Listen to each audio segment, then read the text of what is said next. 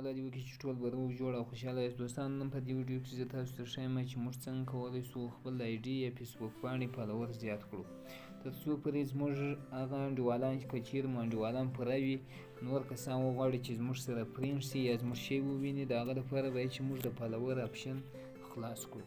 نو د دې لپاره که تاسو زموږ چینل نه وي سبسکرایب کړی، زموږ چینل سره سبسکرایب کړئ او په څنګ کې د ګنټۍ نښان هم درسره ووهئ، تر څو زموږ د هر ویډیو څخه تاسې پر وخت باندې خبر شئ.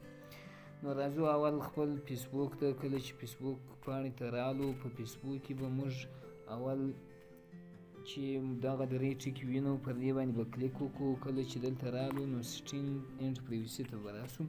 کله چې سیټینګ باندې موږ کلیک وکړئ، په سیټینګ کې بیا خالي سیټینګ باندې کلیک وکړو. سیټینګ ته چې رالو، په سیټینګ کې به موږ دلته راسو، په پوسټ پبلیک پوسټ باندې به کلیک وکړو.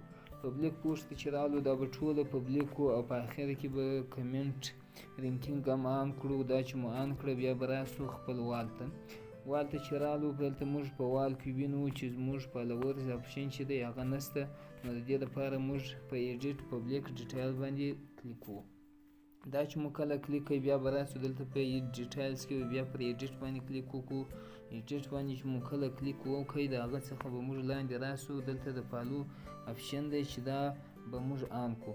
دا چې مو آن کړئ د دې سره زموږ فالوور آپشن چې دی هغه آن کېږي او دلته به د سیو بټن باندې وو، نو زموږ د فالو آپشن به خلاص وي. ګوره شپږو کسانو زموږ آی ډي چې ده هغه فالو کړې ده. دوستان کوم ویډیو خوښ شوي زموږ ویډیو سره لایک او شیر کړئ او چینل سره سبسکرایب کړئ، تر څو نور انډیوالان او ملګري هم زموږ د ویډیو څخه خبر شي. مننه.